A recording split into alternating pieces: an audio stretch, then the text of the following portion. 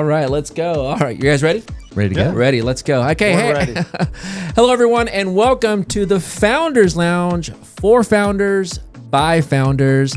And today we have a very special guest. If you're interested in robotics, in AI, and the direction where it's going, we have the right guests here today. And today we have... All right, Paulo. Let's go. What to do? Paulo. Just clap at it. There you go. All right. Yeah, you're good. My name is Paulo Orosz. I'm from RobotLAB. I'm responsible for a branch here in the west of DFW, so RobotLAB DFW West. And I'm happy to be here today and talk about robotics and AI and where everywhere everything will be in the next few years. Hell yeah. Awesome, man. Yeah. So my name is Alex Palma, founder of YOLO Nerd. We Okay. do automation. And you and I are going to have a great conversation because I do a lot dabble with AI. But Okay. if you're not automating, you're not dominating. Let's go. Here we go. Brent Tidsley. Hey, headshot professional. We make you look good online so you can make money. Nice and simple. All right, all right. No, we take care of pictures of people that don't want their picture taken. That's what it is. I don't know if you make me look good, but the pictures are good, man. You know, I need plastic surgery Oh, to get outta not to here. look good, man.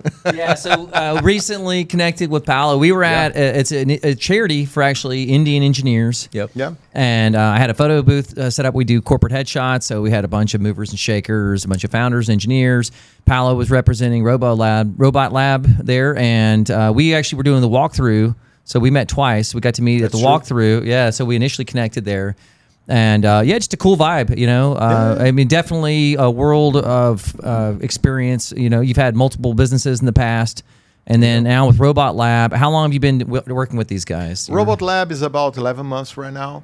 I signed the papers, let's say, December 26th last year. Okay, That's right what after was Christmas. It was my Christmas gift to myself. Got it. You know, and since then, you know, we established the LC and start to work on the field. That's fantastic. Yeah. And so my first question to you is, what inspired you to get in robotics? Obviously, we're going to dabble in AI. What inspired you to get in this industry? R2D2. I like you already. I like him already. No, here's the thing, right? And I share this everywhere that I go. It was a kid's dream that became a reality when I became 48. That's pretty much what happened.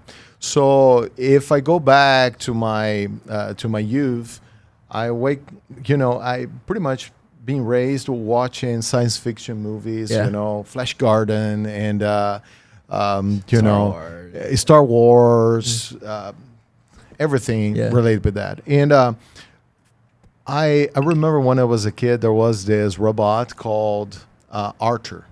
Arthur? Yes, it was a toy. Yeah. And I never could buy that robot. For some reason, you know, that never happened. Or because another toy came, Yeah. or, you know, because it was not the right time, financially speaking, for the family, right? It was expensive, right? And I never had that. But always had that in my mindset. Always, always, always. When I grew up, I started to learn that I would be an engineer. Yeah. And I started to think about working with mechatronics, so robotics to the sense of it, right? And where'd you say you're from again? I'm from Brazil There you go. originally. Okay. Yes, and I applied for university. I didn't make it. You know, I got to the second option, that was telecommunications, and I kept working on that, and I worked on that for 22 years. I even had my own small telecommunication company. I actually had two telecommunication companies when I was in Brazil. What he's But not then- saying that he had one of the largest distributions of cell phone towers in Brazil. No. He's trying to be humble here. Nothing like that, right? So I actually had a train company that became a service provider company, like staffing company, but we were way more focused on training than anything else. And from there, we actually had a radio-based internet company to provide. So before anyone could have like a T-Mobile at your home with a radio station at your home, we actually had that in buildings. And with that, we were able to start another business with internet provisioning. It was an interesting business, but that was not what I was looking to do for the long term. I really would like to live abroad, and I would not be able to live abroad in having a small company. So I decided to go back to corp, right? So I decided to go back to the company that I was before, and with that, eventually I immigrate to US through that That's company. how you came here. Yeah, exactly. I was traveling all the time here, and eventually they told me, hey, do you want to move here? Do you want to, work here with us? And I said yes, and I moved here. But if I go back to the robot thing, right?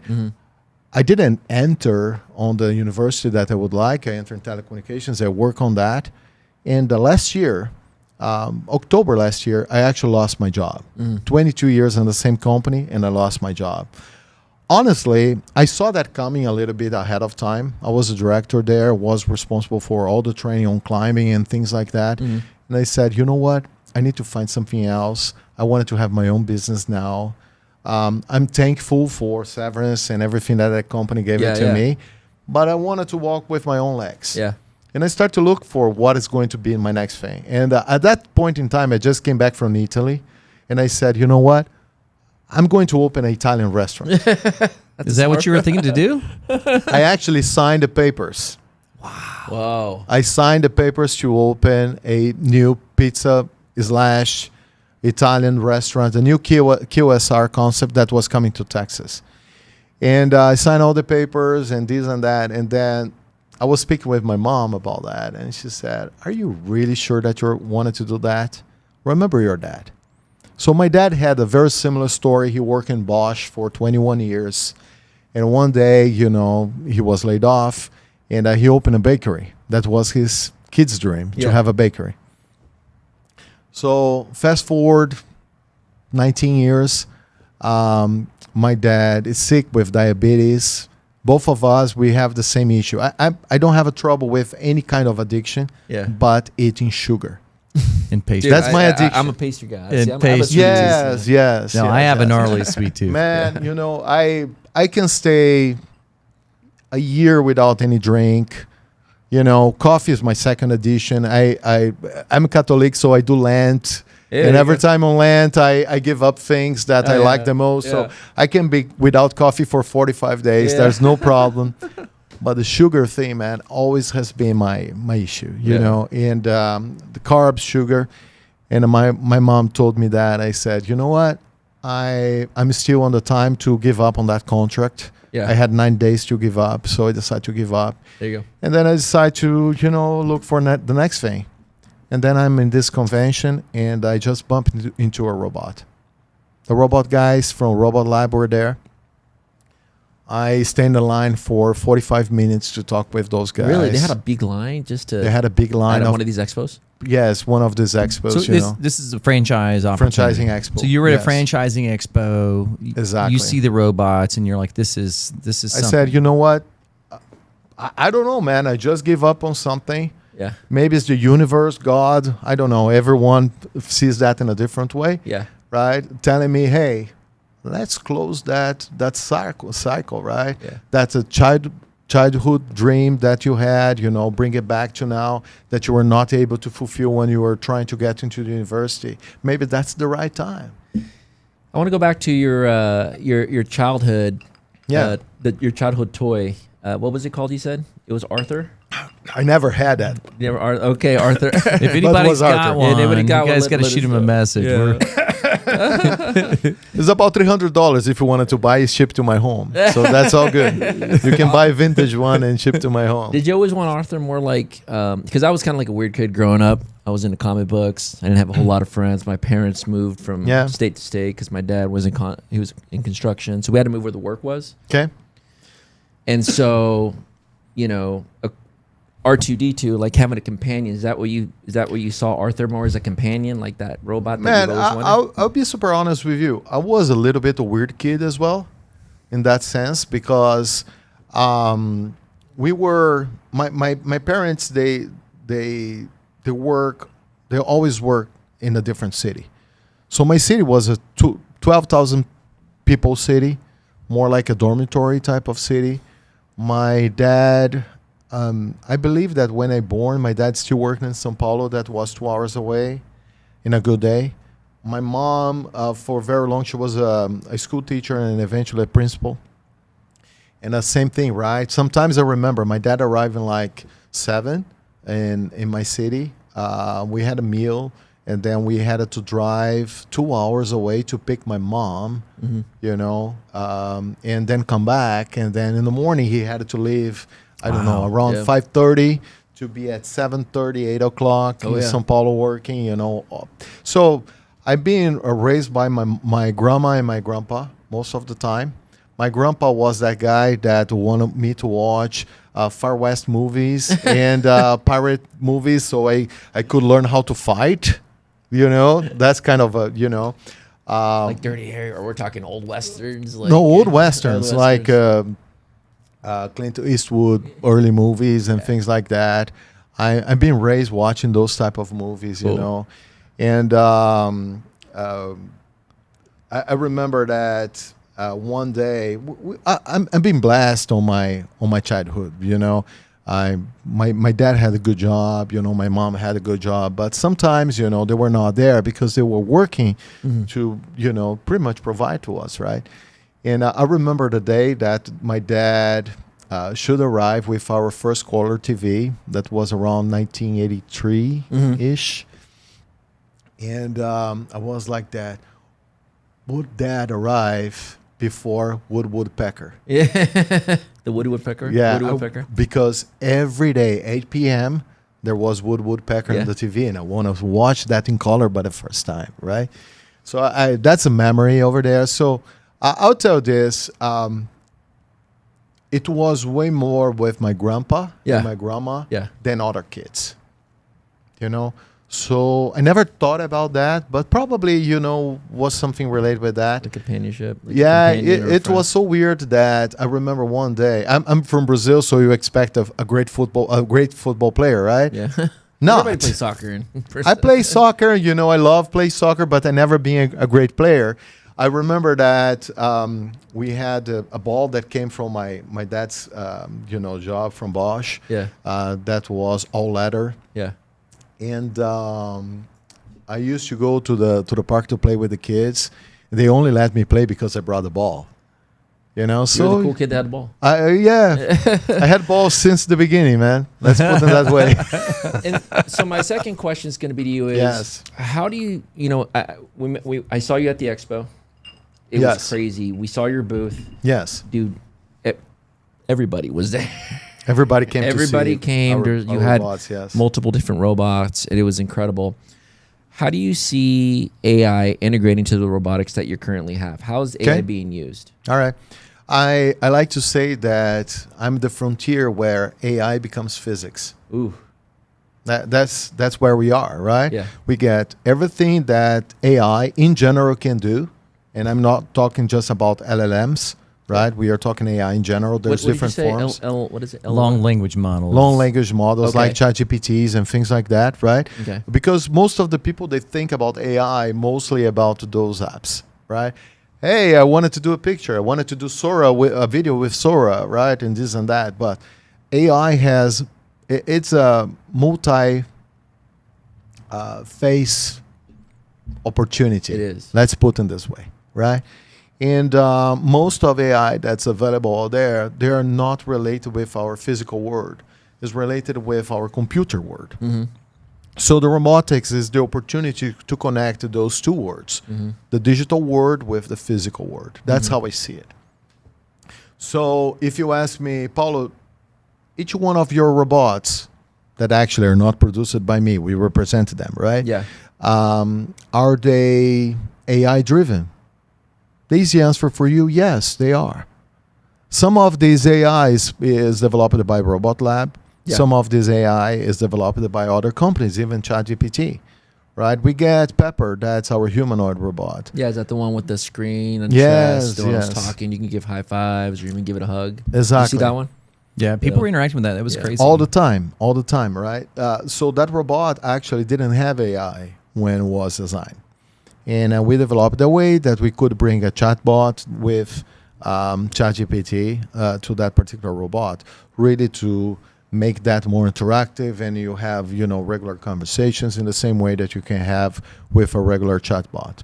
Well, so it's like solutions. So like on a website, you can have a chatbot now that could be AI driven through logic. Yes. Now you can actually have a robot that can interact in customer service, or like what for that one in particular. I mean, you guys do everything from cleaning solutions. Yes. You have like commercial vacuums that Yes. clean things that cruise around.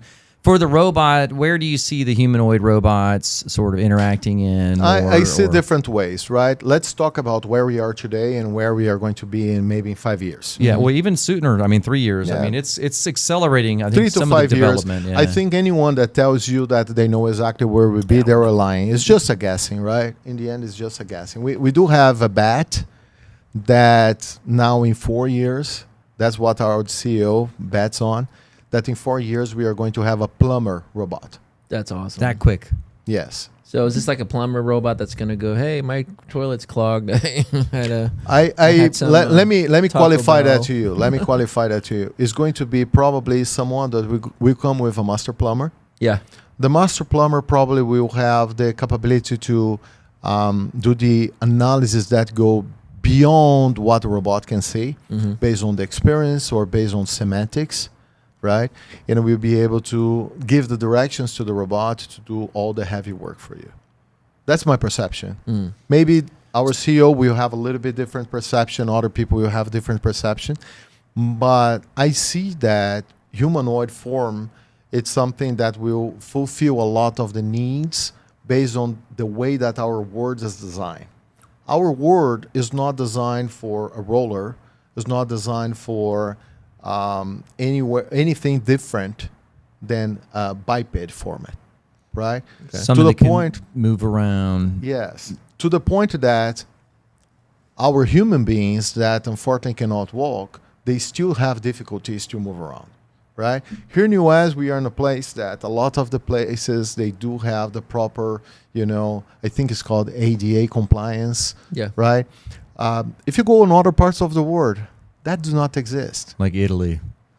Good know, luck getting it's a beautiful around. Hey, the place, Amalfi but Coast. a Good lot- luck getting around in Oh my Amalfi. gosh, Come on. man, it's a beautiful place, but it's not for someone that cannot walk, Yeah. right?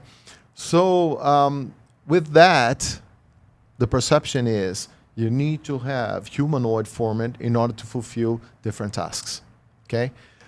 Our humanoid that exists today can be completely by itself, answering questions, providing repetitive information, interacting with guests in hotels, interact with residents in assisted living facilities, in universities, and other places like that, restaurants, right? But our humanoid robot, she is not capable of serving a piece of food, for example, right? Serving a plate or something like that. Would maybe in the future we have humanoids like that? Yes. I see that everywhere that humans don't want to do the work anymore is opportunity for robots in general to take over, right?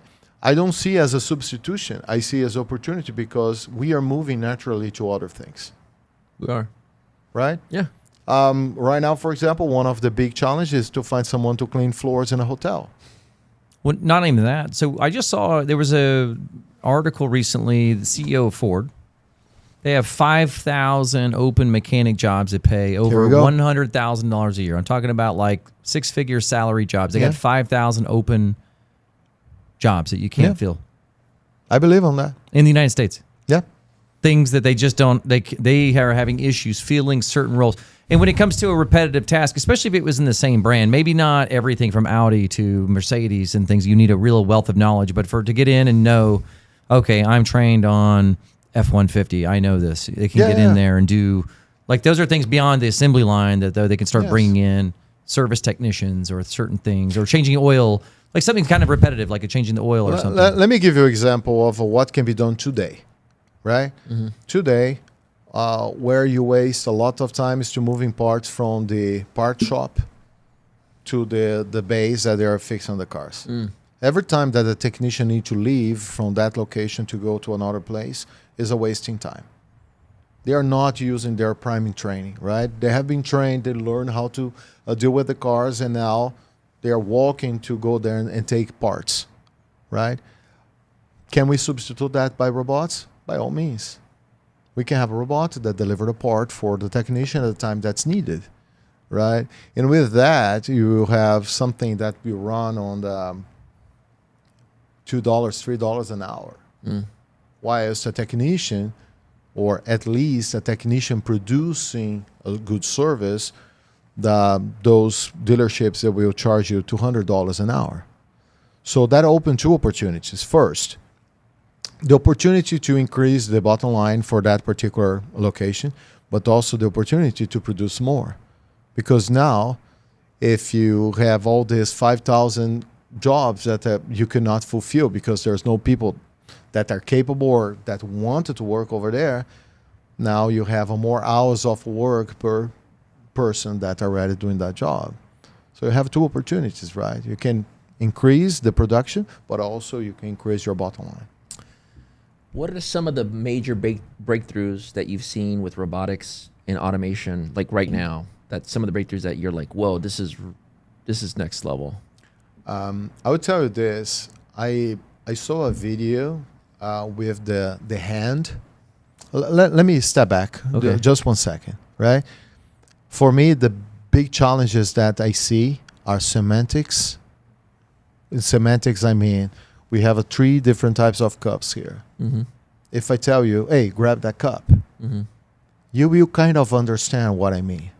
Robotics do not understand that yet. So semantics is a big thing, right? And I think that is going to be the biggest challenge by far for daily tasks that are not hardly programmed. So in your example of a F-150, everything can be programmed to the dot, therefore they can execute. If now I needed to change from F-150 to, I don't know. Just a Chevrolet Dodge Ram, 2500 ProMaster. That's what I drive, with the van that I drive. Then you needed to upload a new software, a new program, and everything else, right? So you needed to program everything to the dot again, right? So semantics, I think, is going to be the biggest challenge ever. And eventually we will figure that out. But the other challenge is this, the hand, right? Have you ever had a surgery in your hand? No. Have you ever had the surgery in your hand? Fortunately not, but I chopped off pieces of mine. I've had a few. Did. Simple thing, right? I had locking fingers, trigger fingers. They were locking All the like way, this, both? all the way. So you had to cut the tendons and stretch them? And So didn't have to cut the tendons, but it's a simple surgery. They had to open my hand in 2 places here, and they had to kind of return to the previous state. Let's put it that way. I'll not be able to describe that correctly. So took me about 6 months to be able to play guitar again.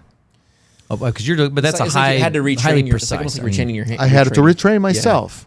So in order to do something that's very specific, you need to have capabilities on the hands that no other part of your body has, right? A lot of times I see people saying, that the big chunk of evolution that our brain had was because of the opposite thumb and everything that we could do with our hands. And I believe that's true. So when you take a look in the hand that you are seeing from, the new hand that you are seeing from Tesla, right?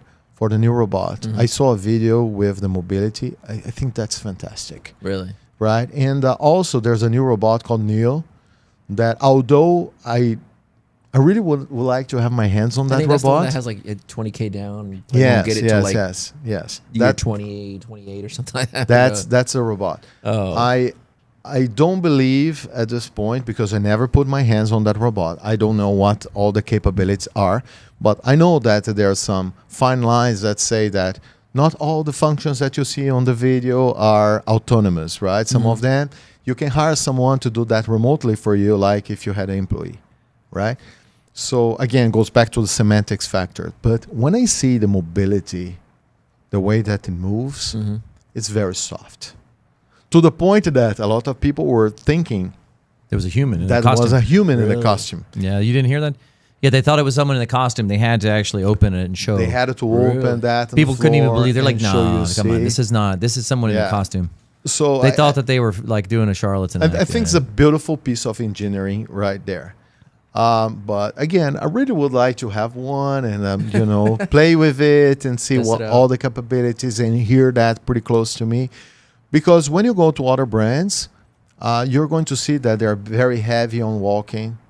The movements, they're not as soft as you would like to see in a humanoid cyborg type of a situation. Well, Right. So, but answering your question, those are the two things, right?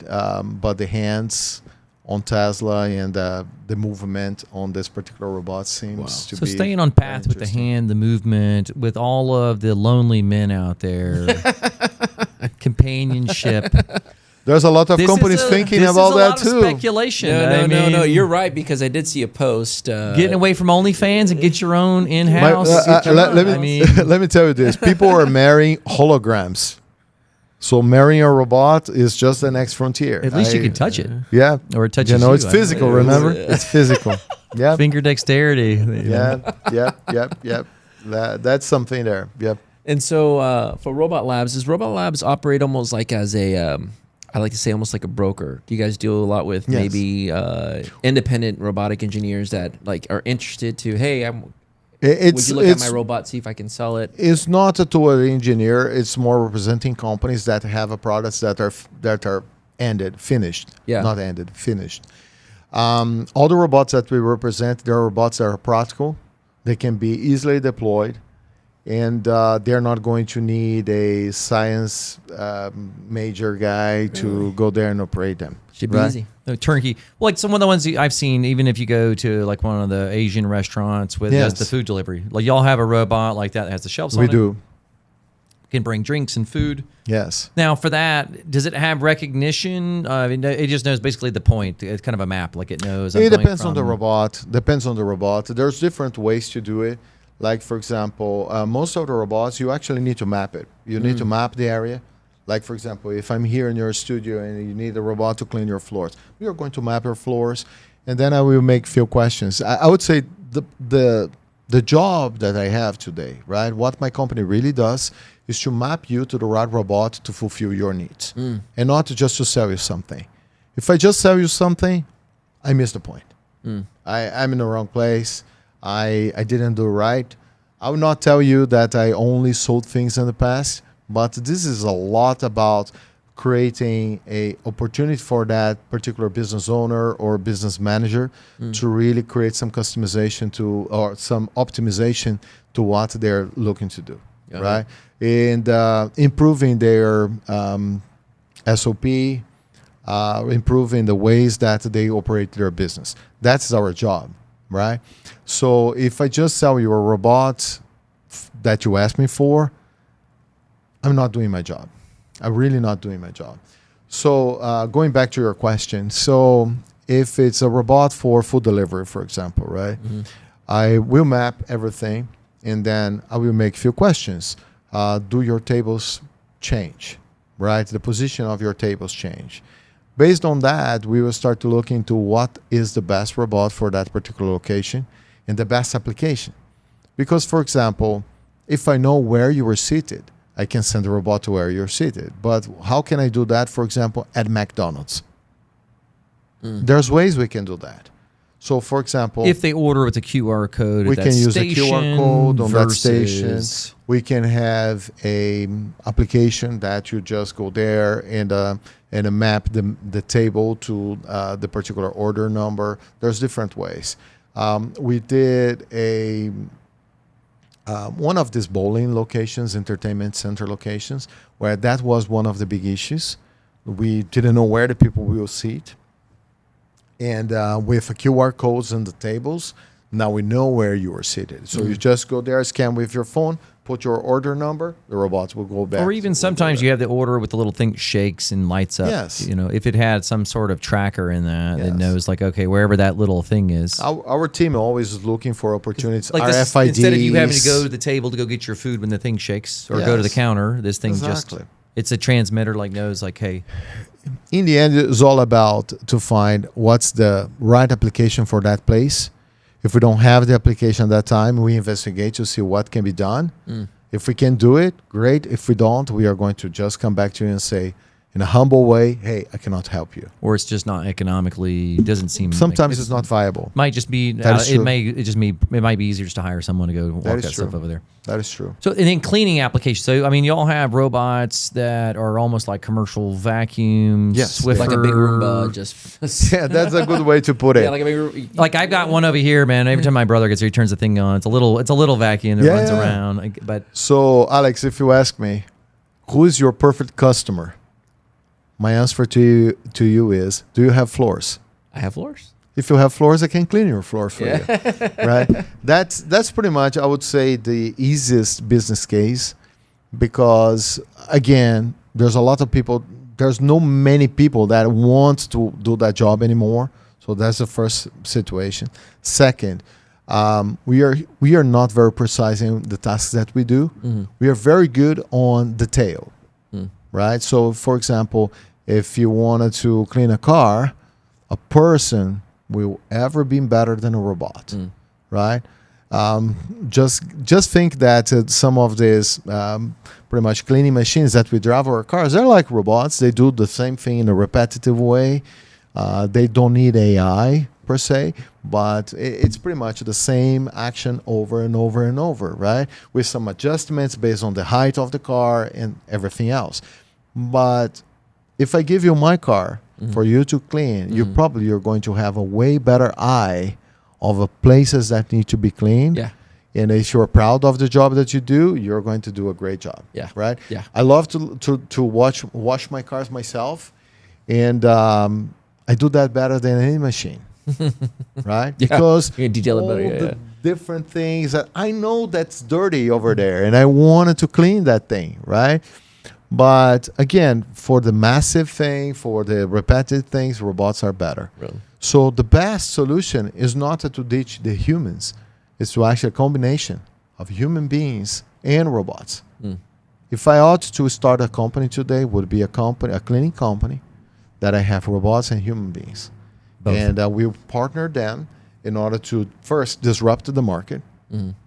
So if you're not thinking about if you have a cleaning company, you're not thinking about putting robots to help you out, you're going to be out of business in the next 5 years. I'm going to hold off on my next question, but I want to ask you this question. Have you ever sold any of the robotics? Because I used to work in IT in terms of logistics and warehouses.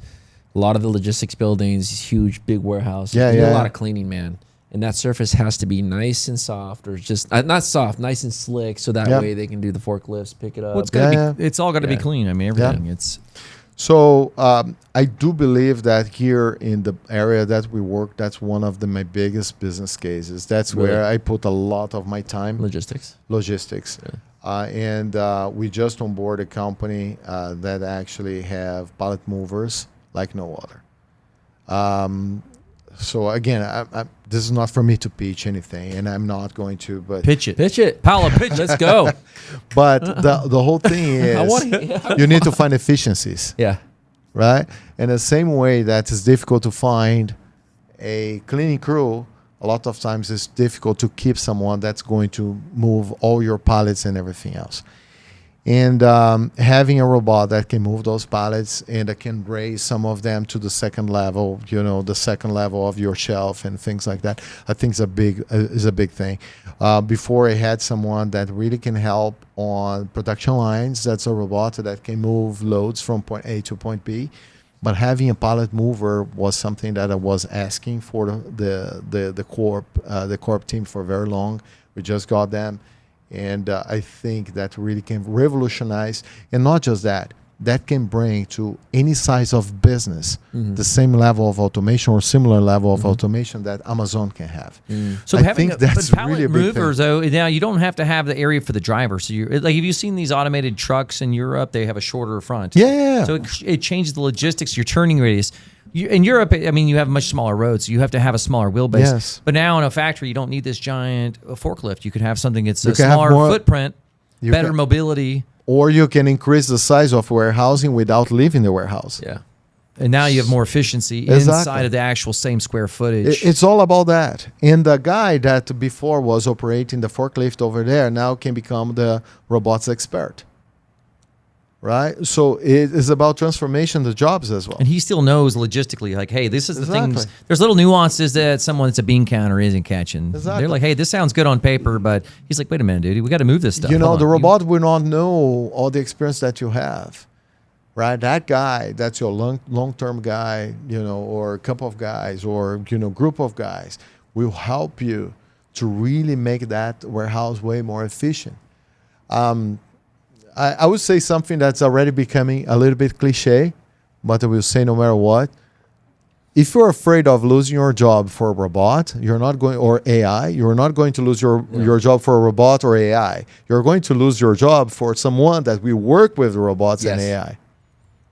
That's the reality, guys. You know, it's the same way like in the early 1900s, right? We have horses and carriages, You gotta right? learn how to ride a horse. And suddenly, someone come with a car. Our VP actually, he comes from France, and his family was in the business of a horse and shoes, right? And eventually, some people became mechanics. Eventually, some people became car dealers. You know, it's about to seize the opportunity and move forward. You know, everybody in every single profession that's stayed with the same competence over and over and over, they eventually will be substituted or by someone or by something. You needed to move forward. Okay? You need to figure out what's the next thing. What are some of the challenges in robotics and engineering that you see that are happening right now? I would say that the first challenge here in North America is adoption.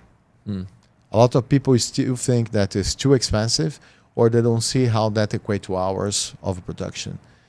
So that's a job for me to educate people. That's where I have been spending most of my time in the last 11 months, right? We were talking about being everywhere, right? Yeah. And that's one of the reasons I'm everywhere, because I wanted to have those conversations on how you actually can save money, how you actually can increase your production. We have one example here in Fort Worth that they print these postcards. We were not solving a problem of letting people go and save money on people. The problem that we were solving there was they had to push the card with the production from point A to point B, and it's 6 minutes one way, 6 minutes in another way. Now, those 6 minutes each way, those 12 minutes, they're equating to more production now. That's the problem I'm solving. That's really more the problem. efficiencies in the repetitive tasks for now. You know, we constantly hear that, oh, we need to learn how to compete with China. And not just that, right? Think about that right now. Fortunately or unfortunately, it depends on how you see this. There's a lot of people that are living in this country. I'm not going to get into politics, but in terms of workforce, the workforce is shrinking. And there's a lot of people that don't want to do the work that workforce was doing. Like, for example, picking tomatoes, picking a cherry. We need to have a robot to do that. Nobody wants to do it. Because nobody wants to do No, that. you're right. Same challenges I run into, YOLO nerd, is, you know, we build complex automation workflows for businesses. Yeah. Let the automation handle the administrative work by sending a text message to email. Yes. Or the voice AI to handle the after-hour calls. So I implemented AI to answer my social media interactions. oh, there you go. Yeah, Paulo's got his own automations. There you He's go. even doing content creation, Yeah. scheduled. I mean, I try because there's no time. Hold on, real quick. How old are you for people that are out there? 49. 49. So I'm Yeah. 45. You're 44. I'm 44. But you're still for 49. You're staying on top of technology, need everything to. that's happening. And You so know, it's, there's no excuses. there's no excuses. No, there's no excuse. And one thing that I try to show people is, it's not that because I'm an engineer. Man, AI is on a level today that you really can learn to do things. You really can start completely new business from AI tomorrow if you want. Right? You can. But you need to put your effort. It's not magic. You need to try to understand the thing, right? You need to stop scrolling on TikTok. Please scroll on TikTok on my videos. There you but go, yes. you need to stop to scroll on TikTok, right? Doom scroll your videos, just yours. Yes, just ours. And theirs and mine, right? But you need to stop to, I don't know, in Brazil, the big thing is I don't even know what's the big thing, but the big thing on my time was soap operas, right? Yeah. Every day from 6 to 10, you watch soap operas, Oh, one dude, after the other. I'm, family comes from Mexico. All they watch is telenovelas. Yes, the telenovelas, the same, all right? Maria del Barrio or something like that, right? And stop to do that. Yeah. Invest in yourself. Do something, right? There's no job security. There is none. I worked in the same company for 22 years. I had great evaluations every year. Yeah, director level. Exactly, right? Aiming for the next thing. Suddenly, the company decided to change directions. And I did have opportunity to apply for other jobs, right? But I decided not. But in the same way, if during the time that I was there, I was already, I don't know, let's thinking about a mundane job. Maybe having few vending machines that are deployed, right? That's a side hustle that can really help you, right? My wife started with her catering business as a side hustle. We are moving now to a more, let's produce that in a more steady way, right? So I feel we are in a country, guys, with so many opportunities. Not just opportunities to do something and make money, but even to get a loan, right? To invest in your dreams. And honestly, no excuses. No excuses, you can man. have it here. My son is 15-year-old. He's buying perfumes in Europe that are not sold here in the U.S. to sell in the U.S. on eBay. There.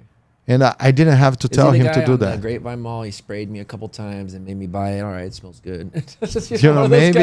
Maybe you never know. But he only do online. Oh man, he is one of the online generations. Okay. E-commerce. That's interesting to sell a perfume that you can't even smell. Kind of like our last client. But people already know of the brand, or they know they want. But that's a funny thing. It's about what you believe. Yeah. And a TikTok made you believe in a ton of things. Yeah. He believed that perfume that he started was a great perfume, and he bought one. He bought three, actually. He never told us that he bought three. He just got all the money that he got, and he bought three. And the first one he opened for himself. He said, "Oh man, it's terrible. I hate it." Right? He loves perfume, but he hated that perfume. So he sold that as an open box, and he sold the other two. With that, he doubled his money, and then he bought it more and doubled his money again and again and again. Yeah. Right? So there's opportunity. Now he's having his own YouTube channel. Good for him. He is his fourth YouTube channel. He says that he retired the previous ones. Every new one, he learned something new. Yeah. Right? And he improved, right? Is that 1% every day. If you really do that 1% every day, even if you are working for someone, right? You're going to be better. If you are better, you have a better chance to succeed. This is really cool. Interesting how you said the 1%. I was talking to an investor about the 1%. 1% means you versus 100 to the death. You come out on top. And then we also talked about the 0.1%. You versus 1,000. You coming out on top. Here we go. There you go. I'll take those odds any day. Let's go. It is. You got to take those. It is, Some of guys. us are swinging for the fences, Yeah. It's you against you every day. Every day. Every day. Let me ask you this question. You've been in the robotic space for 3 years, right? 3 years? 11 months. 11 right? months. 11 Yes. months. Sorry, take that back. 11 22 months. years in telecommunications, in tech, seeing all the evolution of the Gs, 1G, 2G, 3G, 4G, 5G, right? And then move to another one. That's robotics. So almost a year into it, what robotics or engineering do you may have already answered this question, but maybe you can go more into this one. Where do you see robotics actually replacing some of the jobs? I'm going to hit that keyword for everybody can watch this part. For me, it's cleaning, for sure, because we are not consistent. No, we're not. So I was in a museum not so long ago doing a exhibition for the kids. So I do that a lot. By the way, if anyone has a nonprofit, you want my robots there, I'm more than happy to talk with you. If it's in my area, more than happy to Sell it. Let's work go. with you. But this is to showcase. And To showcase education. bring to the kids, to spark that blink in your eye, right? That will drive you to become an engineer. It's the right? next door to D2. Yes. This why isn't not? CGI. This is the real thing. That's the real deal. thing, right? So I was there and I was, having conversation with the kids and talking with everybody, enjoying the day over there. And then, man, can you believe that I just forgot your question? Sorry about that. Job replacement. Job replacement. AI and robotics. AI, robotics, It's job replacing replacement. everybody's jobs. You Right. said cleaning. And then, yeah, cleaning is real the thing, It right? says, I want a robot to clean. Yeah. I want my routine. I've got one over there. Get that and bring to your home, you know. But we were doing these events, and we were there, and actually there was a mother that asked me, so should my kid not learn anything because robotics would be everywhere, right?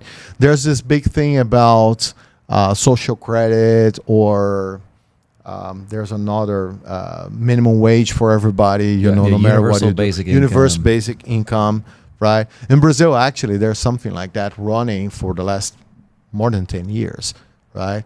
And I don't see it that way. I see that a robot today should show you what are the opportunities that are closing and what are opportunities that are opening, right? Just by being a prompt engineer today, right? They can make a very good amount of money. Is that going to be a profession that's going to last 200 years? Probably not. Probably every profession that we come moving forward, there are going to be short cycle professions, and you need to learn something new over and over and over. So that's what I told that mother, right? See this as an opportunity for to have a little bit of a window of what the near future will be, and what are the things that you really need to pay attention on. If you're not paying attention, if you're not learning something new every day, right? To your point, there's no excuses. If you wanted to learn AI or any new technology, you pretty much can go to Google, just Google it, and learn something new. You can. Or YouTube it. Or YouTube, right? I fix my cars with YouTube. There you go. You know, I love to fix my cars, and I do it with YouTube. There you go. And I enjoy that. That's the reason I do it. Otherwise, I would not do it. Probably I will find a way to pay for someone to do it, right? So for me, that's really what we need to focus. We need to keep learning. I do believe that once you have more and more robots, we are going to experience an event of deflation, a massive deflation coming to the market. That's what Elon's betting on right now. I believe that he's right. With the debt, and then we have to create economic opportunity in AI and robotics. I mean, that's exactly. He's all in on it. No, I believe Elon Musk is he's building everything for Mars. I mean, robots and Mars, you can't really breathe out there. He's got electrical cars. Yeah, but even just if you look at the short term, though, the economics, think about this, right? We are letting a huge amount of working population to go from this country, and we wanted to bring factories in. The only way to make that equation works is with robotics. Yeah, it's not even about losing the jobs, guys. It's about being able to compete with on China, scale. to compete with each one of these from India other players, to China, India, South America, Brazil, other countries. Yeah, in Brazil, you have massive resources there. Yes. What would you say is like misconceptions, misleading about robotics and AI that will take over? Do you know what's T2? Who? T2? T2? Yeah, T2 is the Terminator, right? Yeah. The Terminator model name is T2. Oh, T2. Okay, T2. Like T2. Yes. Like T100. And yes. T2. I have the T300. That's a robot that we have. T600. Which one's that one that turns into liquid? Is that the T300? I feel that a lot of people have been with this fear that AI and robotics will just exterminate us. Yeah. Right? I feel that a lot of people believe that we are going to go on that direction. But why not feel that we are going to go more to a Star Trek direction, where you have a society that in the future, nobody needs to work.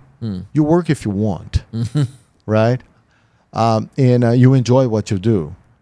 And you may have some credits and things like that, but you still have all that time available to the evolution of humanity. I think something that we have not been very good on is to evolve our soul, evolving our thought. Yeah. The challenge that I have is probably we are going to have a moment that the society is going to split in two. You're going to have the people that move forward and the people that are staying still. And maybe But as an entrepreneur, this is the way I feel every day. You have the people It that is are, true. to me, it's my worst nightmare to be stuck in Groundhog's Day. I agree. Personally. I agree. I've had I never have 2 days that are the same. Yeah, so for me, that is like a nightmare. But for most people, that's a dream come true. They want to know what's happening next. You They have want security. the anticipation, the security. Yeah. So I think there's 2 different type of people that are fueled differently. You know. Yes.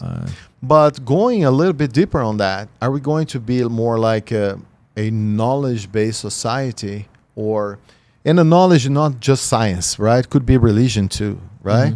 Where we evolve, or we are going to take that availability of time to be more like a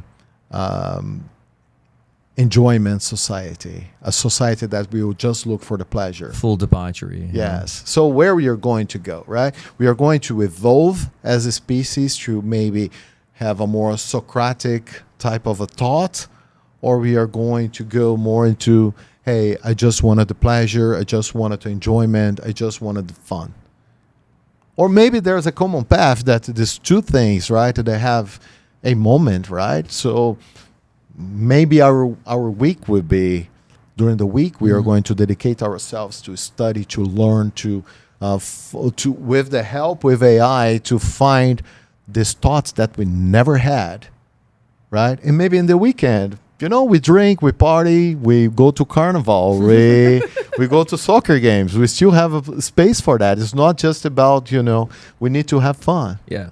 Right? No, man, I wish I could have think more fun. that robots will, not just robotics, but AI will help us to go to places that we've never been before. So there's going to be no Matrix. And if there is, maybe we are in Paulo Matrix. is- Just Paulo- don't no. scorch the Paulo is Neo. skies, He's gonna guys. say Don't that. scorch the I'm not skies. Neo, man. I'm not Neo. I'm just a guy over there that's, enjoying the ride.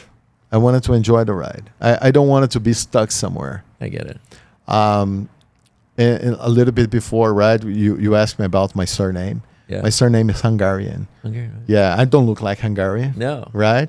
I'm from Brazil. I'm a big mixture with different races. I'm a little bit Italian, a little bit Hungarian, a little bit Portuguese, a little bit Lebanese, a little bit Spanish, a little bit Brazilian native, right? Right. And I feel that my DNA wants me to move. Yeah. Never stuck in the same place. Yeah. That's why I end up here. Yeah. I don't know if it's my end place.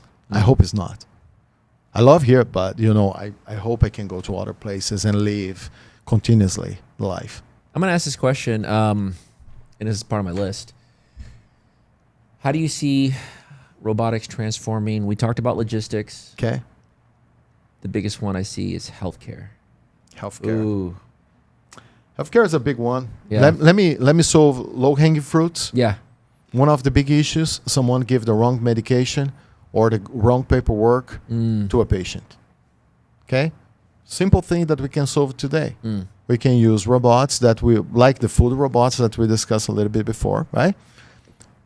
We can use robots with doors that only deliver to you the things that are mean to you, and only you can unlock them.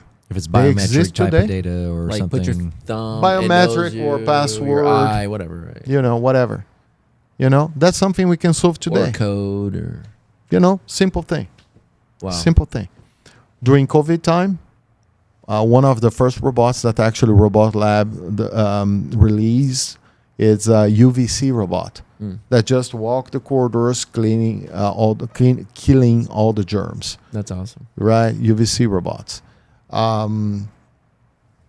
For me, it's all about to make more efficient. But if you really want to go sci-fi, I want to go sci-fi. yeah, I want an R2. yes, no, R2 is not that sci-fi. Oh man, he's still cool though. It's cool. It's super cool. C-3PO is cool too, right? But we never will be able to have the precision level that a machine will have to touch a particular cell. So probably you're going to have nanobots that are going to target a particular cancerous cell or cancerous colony that you have inside of your body and kill the whole thing and just be, That'd be really cool. actually there is some things like that already. Nanotech. But in nanotech, but I think they're going to become more popularized. A lot of these techs that we're discussing, they're not new. They're techs that have been developed by, military complex or other big pharma complexes, right, in the last 30 years. And we are just implementing them now because they're getting cheaper and cheaper and cheaper. I may misspeak here right now, but I believe LiDAR technology has been developed like 30 years ago. Yeah, but now it was so expensive. Yeah, but now it's finally getting to the point where even your camera or phone can sense distance. It's exactly right. It's the cost of the sensors or the software. The processors are powerful enough to where you can run these things on a. When I was working on telecommunications, and I did that for 22 years, I saw a phenomena of the computation power moving from a centralized location to the edge, and then back to the centralized location, then to the edge, and back to the centralized location to the edge several times. Why?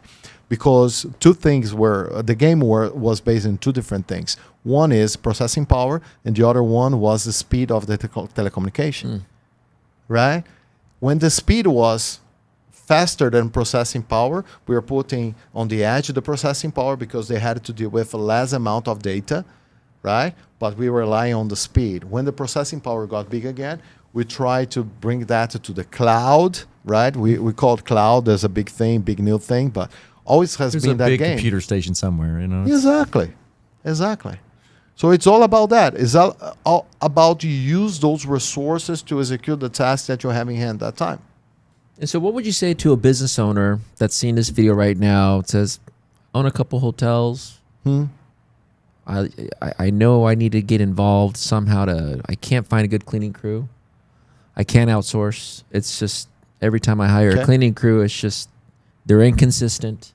I need these halls clean. I need these rooms. No, maybe the rooms could be a little bit different, but Yeah. How do they get in contact with you? How do we do this? So if they wanted to get in contact with me, of course, go to our website, robotlab.com. My particular one, robotlab.com/DFW West. But any of the websites we'll put it. with RobotLab, we have a competent people in 35 different locations in the country right now. We are pretty much 3 hours away of everywhere in the country, with exception of Alaska, I believe. We are even in Hawaii right now. Wow. But for me, the big thing is try to understand in which business you are in. If you have a hotel, you're not in the business of cleaning. You need to provide cleaning service, but that's not your business, right? You are in the business of experience. You are in the business of how I have that traveler. That could be a family. That could be, someone just visit a tourist. That could be a business person. How to satisfy the needs of that particular person today. And then deconstruct that to what are the type of jobs that you can outsource or you can bring to a robot. Can you walk us through like a step? Let's just say, let's go back to the hotel thing. Yeah. Are you cool with that? Yeah, go ahead. Okay, let's go.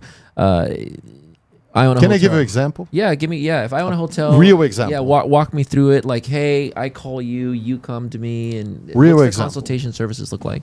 So real example. I was in a conference in Houston about 5 months ago. Right? I went there. It's a chain. It's a 2.5, 3-star hotel for business people, right? You don't want it to spend a lot of change on a big hotel on your business trip. You go to this hotel. It's a decent hotel. Has food on the plate every day in the morning. The rooms are decent. Everything's fine. You're going to spend $200 a night. It's a regular hotel. I walked into it, and immediately I sensed this smell coming through. I said, you know what? It's just 2 days. I'll be here just for 2 days. That's fine. I walk into it. First thing that they tell me, hey, we are not having the breakfast. That which, by the way, you paid for. Yeah.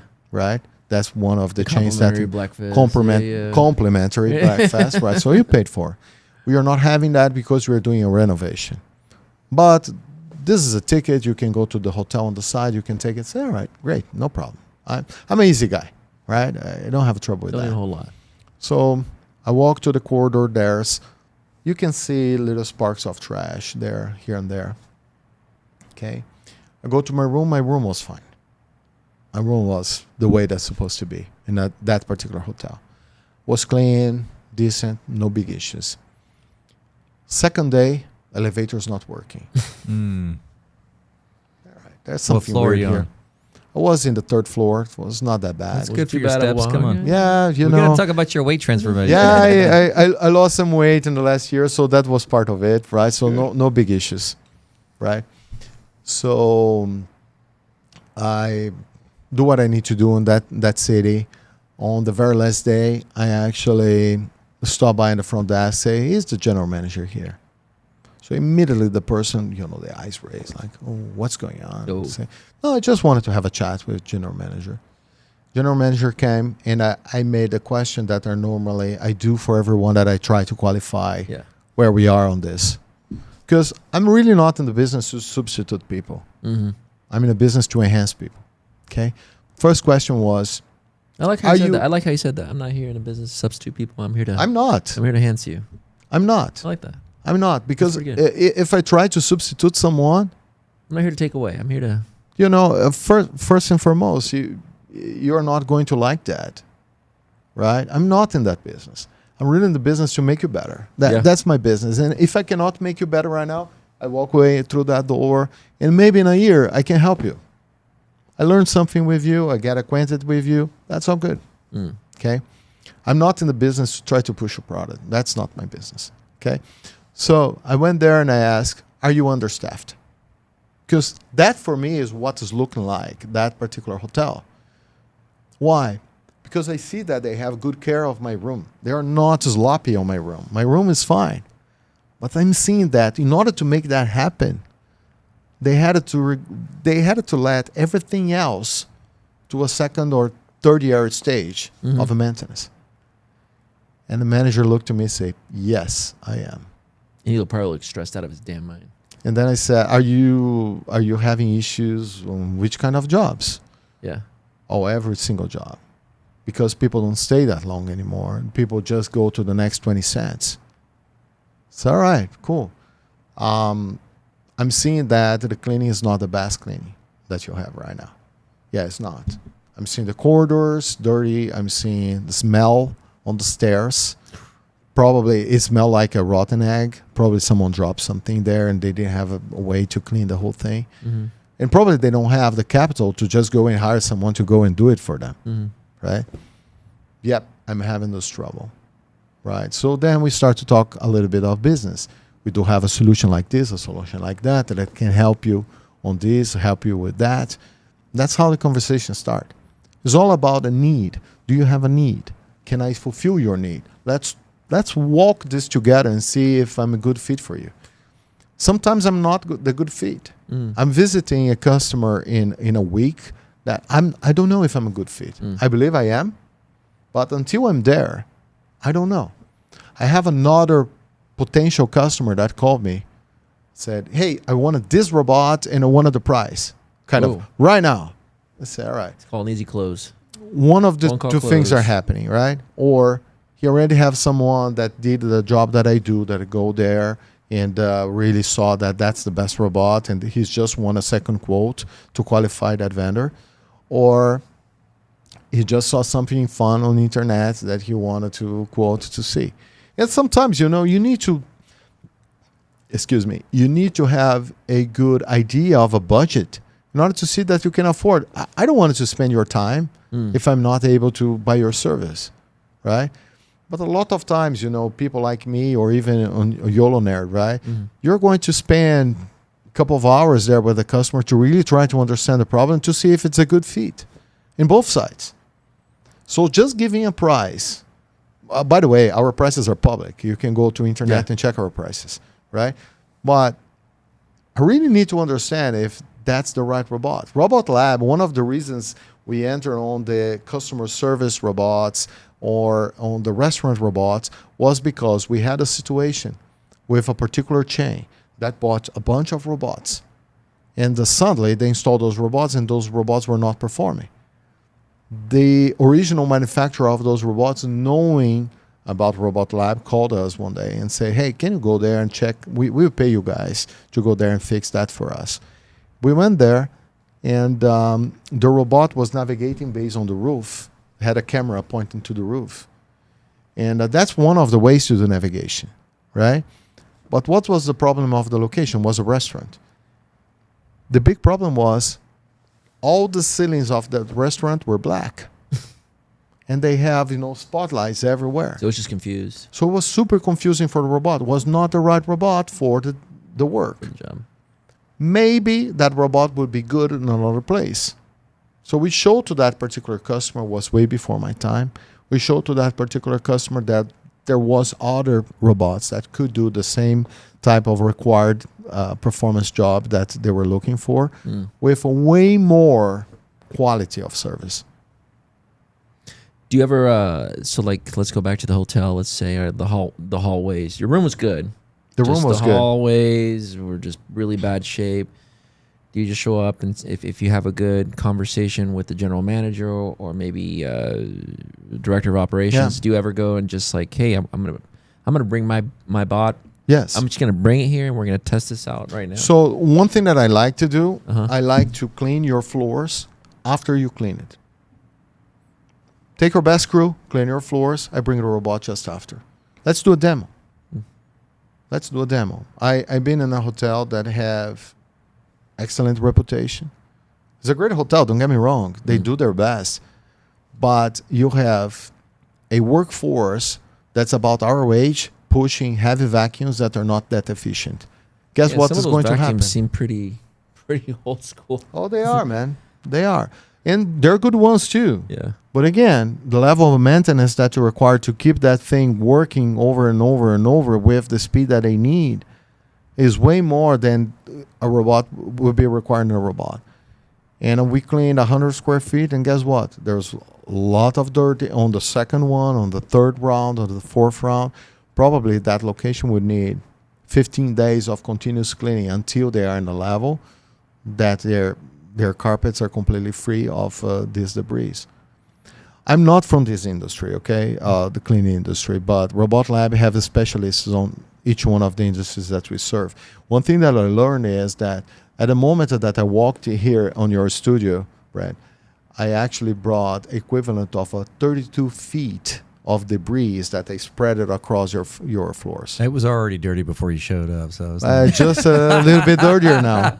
Okay, he's gonna go pull his robot out. But going back to just from the residue on the shoe. Yes, and look, I don't have any mud on my foot or anything like that. But each person's tracking it in. Exactly. And So the higher the volume, the more you start to build up. Especially like a hotel, you're gonna get so much volume. Imagine a gas station.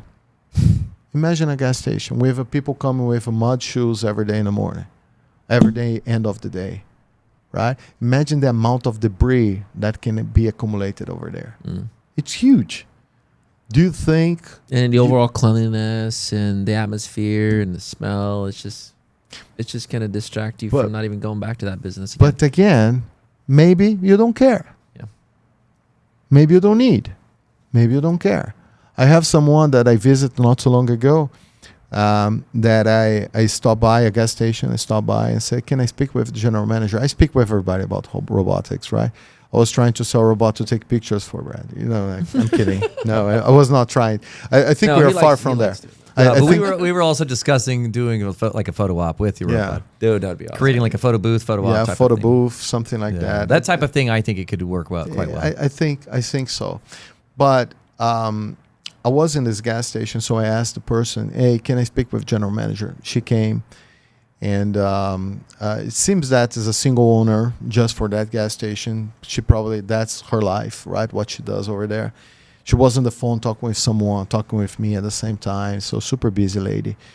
And I asked her, have you seen these robots that, for example, Quick Trip have? I sell the same robots. It was not my sale, but I sell the same robots. And that for me is a big statement about, where we are going. A whole corporation like that installed a single robot like that in each one of their locations. And she asked, first question, how much it costs? How much? First question. Yeah. Immediately I knew that I'm not going to sell to her, right? Because if you only see that immediate cost, you don't see the benefit, right? We need to see what's the trade-off that you're getting for that money. And honestly, if you don't see the trade-off, I don't want it to sell to you. Secretly, I want, but I don't want it to sell to you, right? Because in the end, you're going to be not satisfied with the product in the long run. It's going to be a single sale. I will never going to sell anything to you again. That's not my objective, right? My objective is to help you on your journey. So I told her the price, and that particular robot is like $33 a day, that particular robot. And then I think 33 per day. Per day. That's really not that bad. not bad at all, Keep the especially- floors clean everywhere. And that much 24/7. traffic. It doesn't run people's toes over. 24/7. You If guarantee you think you're not about going to that, break anyone's toe or liability or like. these robots, they will stop if anyone comes closer, right? So think like that, right? That robot on that condition that I showed her, and there's different ways to do the deals, right? $33 a day in a leasing format. And she told me, too expensive, I'm not interested. I said, look, if you're paying overtime for your folks to clean the floors once every shift, you already pay for this robot. So I'm not displacing anyone. Probably that person that works as a cashier doesn't want to go mop the don't floor. want it to mop the floors. They don't want to go and clean the bathroom floor. They don't Exactly, want to clean the right? whole. They don't want to mop everything. So, and she told me, I'm the owner and and I am the cleaning lady as well. There you go. Said, that's fine. Perfect. And she was returning my card, returning the flyers that I left with her. I said, no, you keep them. Because there will be a day that she will be with a back pain. And she will remember me. Not on me, but the freedom that I'm bringing to her. Mm-hmm. That's about that. Now, if you only live to work and not Work to live. work to live, There you go. That's a good way to say it. That's what I like to say. right? Then all right, it's fine. Do everything yourself. As a small business owner, that's a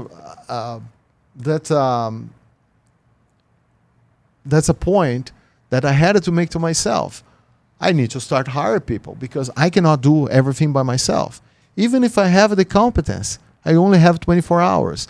And I need to spend that with my family. I need to spend that with my other businesses, my other ideas. I need to spend that with myself and my customers. Mm-hmm. So I cannot do that just by myself. So I'm starting to hire because of that.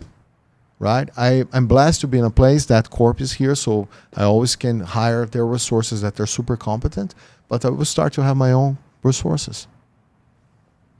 I cannot do the whole thing by myself, and I have back pain. And last question. Yeah. For anybody that's interested in getting into robotics or possibly automation in terms of Okay. AI to robotics, but let's just stick in the world of robotics. Okay. What would be the first step? Can I change your question? Huh? Can I change your question? Change your question. You start How on can I get an Arthur? It's $300 eBay shipped to my home. I think if I want to stimulate entrepreneurs that wanted to do something as a side job or starting a new business, I will start to understanding what's AI, what AI is capable. Not just large language models, but AI as a whole. Mm-hmm. And I start to look into what are the AIs that are there and what I can do with them. And you probably can start a business right away. Just by paying your LLC fees, it started to create some type of agentic AI or even a product or even content, right? A lot of times today I was speaking with the person that do our head of marketing of Corp, and she reached me out about, hey, how you do those interesting pictures and videos with the robots that you do. I say, oh, I use this prompt. Boom. Here's the prompt. There you go. Here's the prompt. There you go. She wrote back to me, it's not as nice as yours. Oh, I used that prompt 5 times. I keep interacting with that, right? You don't, It's yeah, not you have it's to not make a it one better. button like make it happen. No. You got to learn a little bit. You need to learn. You need to Yeah. learn how to position your ass for that particular tool. Yeah. Sometimes, you know what I do? I use a lot Perplexity, and I Perplexity? use a lot ChatGPT. ChatGPT. Those are the two that I use the most for what I do, for the functions that I execute on my life daily, right? Sometimes I ask Perplexity how I should write a prompt for ChatGPT to do X, Y, and Vice Z, versa. and vice versa. I like to do sales, but I don't like to do cold calls. What I do, I talk with a ChatGPT every day to practice my cold calling. There you go. You know, Give me your best objections. Give us your exactly. Hey, give me random objections on this, and I already provide all information about my business, about the types of objections, etc. Sometimes I say, do not accept my call at all. You know, you get a call, but give me all the possible objections of the book. So sometimes ChatGPT says something like, "Oh, just send me your information." Say, "All right, can you share your email with me?" "Oh, I actually don't want to share my email with you." And go over and over and over and over. Polite, practice your patience. So I'm not just practicing a sales speech. I'm practicing how to be a better person, you know, how to encounter the challenges and, work on those challenges and live my life with time for me, with, solving a problem to someone, right? That's awesome. So, again, answering your question on robotics, I think still a little bit more complex, but there's a lot of things that you can do in order to learn Python. That's a common language that's used for robotics and AI. I use a little bit of Python, dabble with it in some of the scenario servers I built for clients. Exactly. Yeah. And it's not difficult, guys. You can learn it. Yeah, exactly. Man, go to NVIDIA. Did you see the amount of They have free courses. I mean, free courses in Even NVIDIA. Google Everywhere. now, they're having a lot It's of AI. huge. There's no courses. excuses. I mean, you can learn something. It's It took me huge. 6 months. Because they have to, because there's no university. It's going to take too long to put the curriculum together. The Exactly. technology is advancing so quick that they have to have their own curriculum. I'm working with some local community colleges right now in order to help them, right? There's a lot of a movement on that area to try to make things faster. And community colleges are places that are easy to be accepted, easier to go there and learn a subject and move forward, right? So I'm working with some of them in a pro bono capability because I do believe the certification path is the path, I agree. right? This is the path. I did a 5-year university in Brazil. That's 5 years over there in engineering. Here's a 4-year. I do believe in sending my kids to university, don't get me wrong, because I believe that when you go to university, you learn how to think. That's what you really learn over there. It's how to think, how to solve problems, right? Being the problem, maybe how to pass a test, right? I'm not saying cheating or anything like that. Hey, I'm I came with a saying solution, Dad. I passed the come test. with solutions, right? I'm not saying that, but how you go above and beyond what you are right now to a next level, and then to the next level, and to the next level, right? But a lot of times it's about that piece of knowledge that you can get on a YouTube video, on a certification on Google, a certification on, you name it. There's so many available. And I think a lot of people just they see it as work. You call it sweat equity. Is that what you call it? Yeah, I call it sweat equity. I call it experience points. yeah, Yeah. You may not get the outcome, but you're gonna learn something new. Hey, Yeah. I went to New Jersey to go there and restart my sales career Yeah. after some time without working on sale. Went there, didn't work. Right? Was 18 months there. I actually lost money because I had to sell a house over there and lost money during COVID selling a house over there, etc., etc. Honestly, I'm only here today because I had that whole experience over there. There you go. And even the guy that lay off me over there, I actually thank him for giving me the reasons of and empower me to search a way to overcome those reasons. There you go. And be 1% better the next day and another % better the next day. And so, guys, if you want an excuse, I can give you a book of excuses any day you want. Right? Any day you want. Or there's the game that I wanted to see on TV, the TikToker that I follow, showing the new thing. I can give you a book of excuses, and I use each one of them every single day, if I can. But as long as the reasons outweigh the excuses, that's when you're winning. Yeah. So you need to figure out. You were talking about my weight loss, right? One day, 4:30 a.m., I wake up, and I was having difficult to sleep that night, as several other nights, and this thought came to my mind of, hey, I'm here, I'm awake, I don't have a way to sleep, I don't have anyone to talk. I can just go to social media and spend the next 2 hours on it until my ring rings, wake me up for real. Or I can go to the second floor of my home and do some exercise. There you go. That's the day I start to do my exercise, and I lost 30 pounds this year, right? And for all the previous years, it's not because of Corp America. Corp America it sometimes suck you up, right? But it's not because of Corp America. It's because the excuses that I was doing about Corp America that I was not doing exercise. Because, of course, I'm terrible during the evenings. I wanted to go to my home, have a meal, watch my game, and enjoy a little bit of life. Of course, I still wanted to do that. But in the morning, if I wake up 30 minutes before, I actually can do a lot of stuff. So I read that book, 5 a.m. Club. And 5 I a.m. started Club? Yeah, I think that's the name. The 5 a.m. Club Millionaires. Yeah. Yeah. And you know what? I said, and I read a year before I took action. It only took a year for it to. Took a year, man. So I'm not a power force or anything like that. I'm just a regular guy named Paulo that came from Brazil, right? That has enough genetic combinations that will never let me find an organ donor if I need. That's who I am. But one day I said, you know what? I'm going to move on this direction. And that could be on your career. That could be on your health. Could be in a relationship, That's awesome. And just move forward, and There you that's go. good. Move forward. Yeah. No excuses. No excuses. All right. I do have them, but I don't use that as much as I used to. Don't feed them. Keep going. Keep moving. going. Take action. Let's Yes. go. Well, Paulo, let's get you hooked up with some big commercial cleaning clients. Oh, that would be amazing. And for the other robots, just real quick, just so summary of services you guys have robots for. Okay.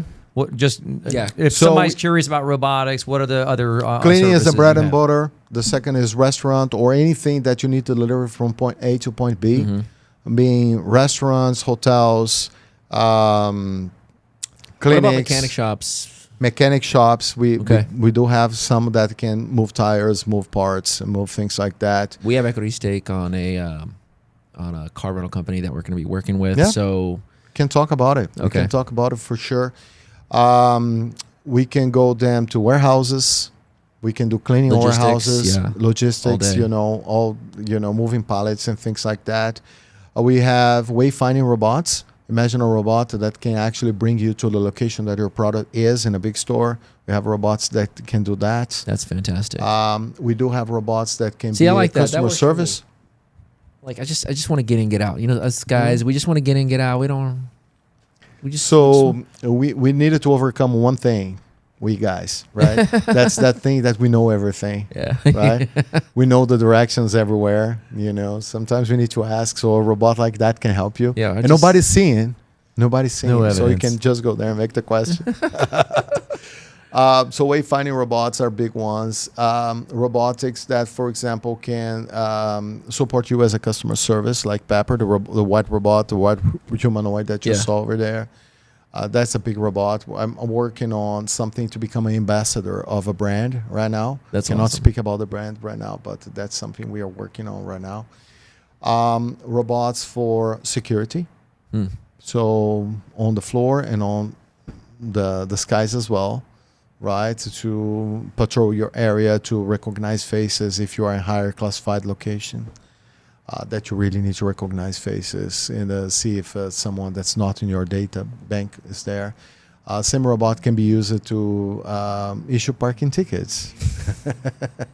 That's a possibility. I don't think as nobody well. wants that robot. Can you get rid of that one? I don't know. We just got rid of the camera at the red light.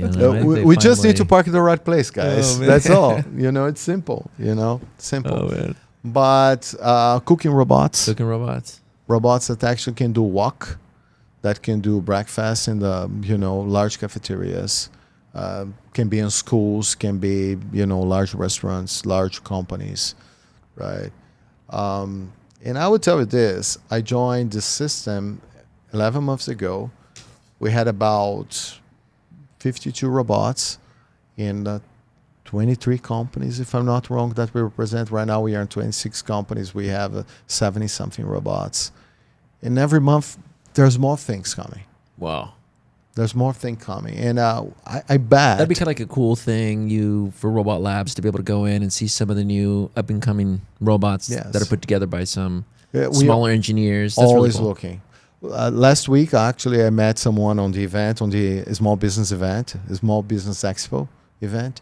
That's engineer, that he went there to meet me because he saw the advertisement that I did on LinkedIn. There you go. He came to talk to me, not to look for a job.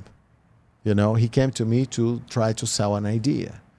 His idea, and he has a paper on it that he just presented, is about robotics to go and to harvest fruit. And how to harvest not hard fruit like apple or something like that. That's Actually soft. It's soft food, like cherries, like grapes, and things like that. I read his thing and said, man, this is good. Hey, I'm going to connect you with this venture capitalist that I believe will like what you have. I'm going to connect you with RobotLAB, although we do not produce, but we know a lot of different robot companies. I'm going to connect with A, B, and C. So why I'm doing that? First, because I want more robots to hit the floor because we will need them. We will need them. There's no other way to go where we want it to be as a race, as a human race, if we don't have something like AI and robotics to support us. Awesome, Paulo. That's awesome. Well, let's wrap it with that. Wrap it Thank up. you I'm again done. for coming All out. right. Hanging All at the right. Founders Lounge. All right. Hey, appreciate it, guys. Thank you so much for Thank you for being coming, brother. Yeah. That's a wrap. All right.